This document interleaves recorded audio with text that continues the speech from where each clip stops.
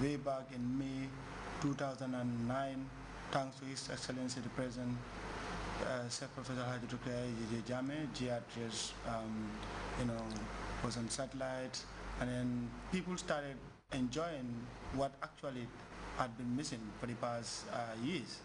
How did it actually sell your program? You remember, this is a talk show program, unlike other programs where you have news and current affairs. This is a talk show where people have the chance to come, talk, or be seen. Well, the coming of the satellite, GRTS being on the satellite, it's of course a very good thing for the Gambia. And I am happy to say that I was the first person to read news when the satellite was, when it was launched. The president came here on that day and I did the first news, GRTS on satellite. But it is a good thing since we're on satellite. A lot of people watch the Fatu show. It kind of like widen up the audience and the number of people that we have.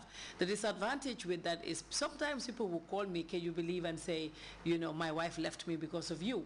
I'm like, but how did that happen? They said, because each time your show is on, we will be saying, things about, we like this woman, I think she's very pretty, she's doing well. And because of that, they will say their wives left them. And there was also one incident where somebody called and say that her husband called. I didn't even know, because these are people, these are fans. Sometimes we're here and somebody will call me from GRTS and say, we have a fan calling from Sweden, we have a fan calling from Germany that they want your number. And in most cases, I'll say, okay, no problem, give it to them. The next minute you have a call from their wives, kind of like threatening you when there's actually, you've never even seen those people. So the coming of the satellite is very good for us, but also it has its disadvantages. But it kind of like widen up our number of audience. Okay, when you look at your program ratings, a lot of people actually appreciate it, but there are some critics of yours who believe perhaps you could be a bit more traditional in terms of what you put on the program. I mean, you are more of European or elitist. How do you respond to those critics? Well, we always, these things will always keep coming. Like I said, the other time somebody sent me a message and say you are disgraced because you don't speak Mandinka on the show. But what it is I do what I'm comfortable with and what is also acceptable, because Gambia is a Muslim country. Well, remember, our local audience, we have more people, local people, listening to us than those who speak English. Or what happened? So they are right in some but part. What happened is when I have a guest on my show, I cannot tell you, Balde, you have to speak Mandinka. And I cannot tell you have to speak Wolof. What I do, the moment the guest walked into the studio, my assistants will talk to him or her and say, which language are you comfortable with? If they say English, then we speak English. And the Fatu show has helped me because it has also improved my English. Finally now, you are organizing a big program where, it's going to be an elaborate one for that matter. I mean, what are you going to do, proceed from this program? And remember, 4 years still running. What new thing are you going to bring? Is it going to be the same old? Of course, it cannot be the old, the old stuff. Like I said when I was interviewed on the Fatu show, we're going to change the form of the program. We would no longer have audience coming to the program because we've tried that and that did not kind of work. And after 4 years, we're trying to do kind of like a one-on-one thing. You would see the new sets. We're working on a new set and we're changing a whole lot of things. When it comes out around after the anniversary, people would love it. We have a lot of new shows coming on TV. The young ones are doing very well. So I'm going to leave the entertainment part to them, and then I'm going to be doing more serious, programming, talk to people like professional people like CEOs, and that's the area that I'm going to be tapping onto right now. And about the proceeds of the program, I put in my own money. Comium is part of the sponsors. They put in some money, but also we're trying to get some more. But after the program, we're looking at sponsoring 15 students from upper basic school, like we did the last time we sponsored 2, and this time we're trying to sponsor at least 15. That is what we'll be doing with part of the proceeds, and the other part, I'll have to recover my money. Well, thank you very much. On that note, Fatu Kamara of the Fatu Show program, happy anniversary, and we wish you all the best. Well, thank you very much. I look forward to interviewing you on my show too one day. Okay, we wait and see. Okay, thank you. It's now time for a short break. We'll be back right after this.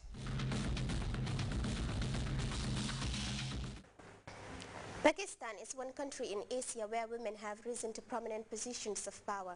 From the current foreign minister to former Prime Minister Benazir Bhutto, whose party continues to lead the nation. Pakistan also has major cultural and social divide, and in some regions the practice of honor murder is still far too common. But one man is trying to make sure that women do not suffer in silence. Riza Sayer reports. His husband accused her of flirting with other men. So he beat his wife, then killed her, her mother says.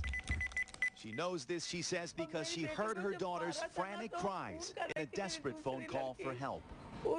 I could hear her on the phone. She was screaming, "Why are you beating me? Mother, please save me. They're killing me." Farida's husband used her scarf to strangle her, her mother says.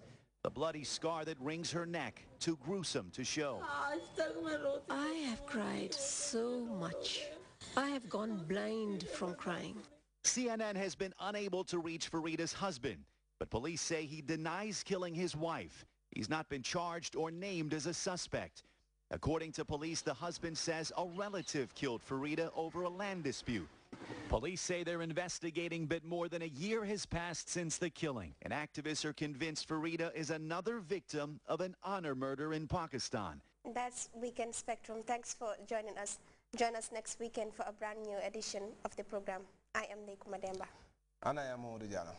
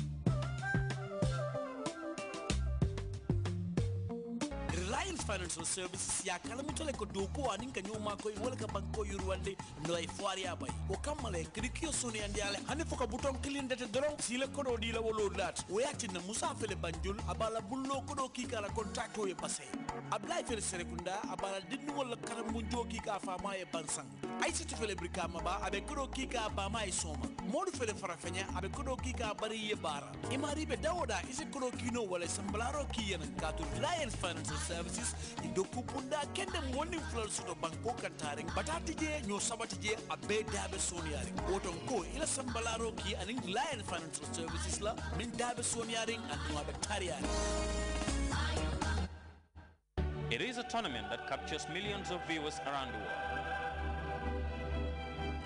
It is the most prestigious club competition in European and world football. This is the European Champions League starting September 18, 2012. Sponsors invited.